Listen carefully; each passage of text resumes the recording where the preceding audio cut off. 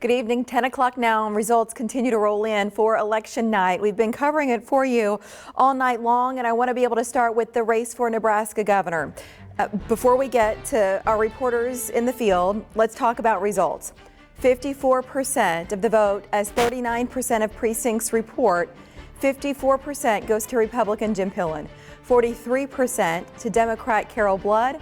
Scott Zimmerman has now cut an additional percent, so he's at 4%.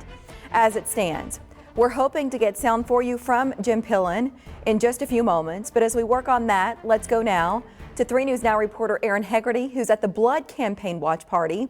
Aaron, what's going on there? Yeah, Mary, I talked to Senator Blood about 15 minutes ago. She said she thinks it's too early to call this race quite yet. They want to wait for more votes to come in, particularly this 10 o'clock release. But that being said, they knew tonight was going to be a challenge, and they stuck to their message of no matter what happens tonight, keeping their heads high.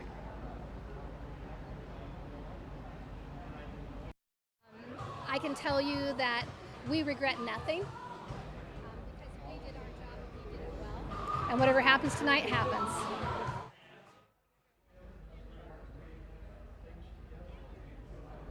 Yeah, and the crowd does seem to be getting smaller here as it gets later, but the folks here are continuing to keep an eye on this race and others nationally. Aaron Hegarty, 3 News Now. Again, we're working on getting sound from Jim Pillen, who took the stage just moments ago. So as soon as we can share that with you and live reporting from John Kipper in Lincoln, we'll do that. But we also want to take a look at some additional races, starting with District 1. So here are the results for that House district. Mike Flood now has 51% of the vote, the Republican in this race. He was elected in a special election to replace Jeff Fortenberry after he was convicted on federal charges. Patty Pansing Brooks now has 49% of the vote. Taking a look at results for District 3. Adrian Smith looks like he'll return with 76% of the vote right now. David Else with 18%, and then Mark Elworth 6% at the moment. The Associated Press, by the way, has called that race for Adrian Smith. Now in District 2, still at 50% apiece, Tony Vargas, the Democrat, and the Republican incumbent Don Bacon for Nebraska District 2. Following this race for us tonight, 3 News Now reporters Alex Whitney and Isabella Basco. Alex is with Don Bacon's campaign. We'll go there in a moment. Isabella, lead us off. What's the latest from Tony Vargas's campaign? Well, a nail biter. That's the best way that Vargas's spokesperson is describing tonight's race. Bacon versus Vargas for that coveted seat for Nebraska's 2nd Congressional District. We're here tonight at Vargas's watch party here at the downtown Embassy Suites. And as you can see and hear behind me, it's hard to hear anything. There's a lot of anticipation, a lot of fervor, a lot of excitement over the results tonight. Now, what we heard when we talked to Vargas's spokesperson about the results, see a lot more applause that you can hear behind me. Vargas's campaign manager says this race has been one to watch nationally since it's one of the few pickup opportunities for Democrats this cycle. Now, we haven't seen Vargas yet here at this watch party. We're told he's spending some time with family, but we did catch up with him earlier when he was making that final push for Nebraskans to vote at 90th and Dodge. I'm really excited about the idea of having our first Latino congressman. It would be amazing. We're just thrilled for everything that Tony represents and everything that we know he will do for women and girls in our country and in our state.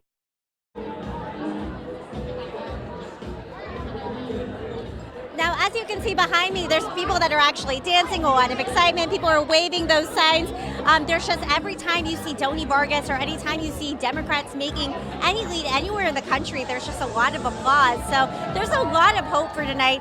And Vargas's campaign manager also told me that more applause right there. More applause right there.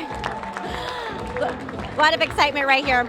And Vargas's campaign manager says, well, there is a lot of hope and anticipation that tonight they could announce the results. There's also, it could be a few days without standing provisional ballots. Live in Omaha, Isabella Basco, 3 News Now.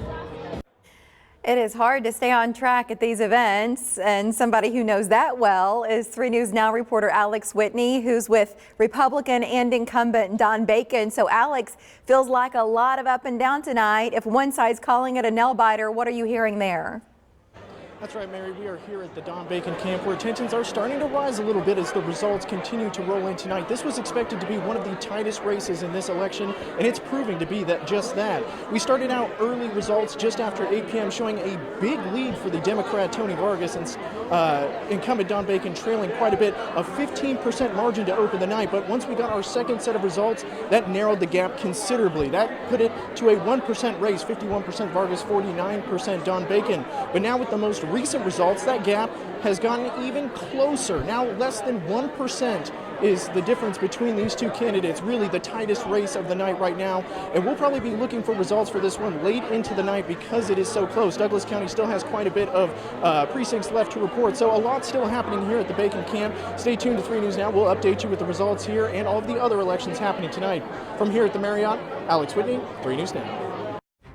And here are the latest results for the race of Douglas County Sheriff. Also very close. Republican Aaron Hansen has 50% of the vote. Greg Gonzalez, the Democrat, has 50% of the vote. As we take a look at the race for governor of Iowa, that has been called by the Associated Press. Kim Reynolds with 58% of the vote.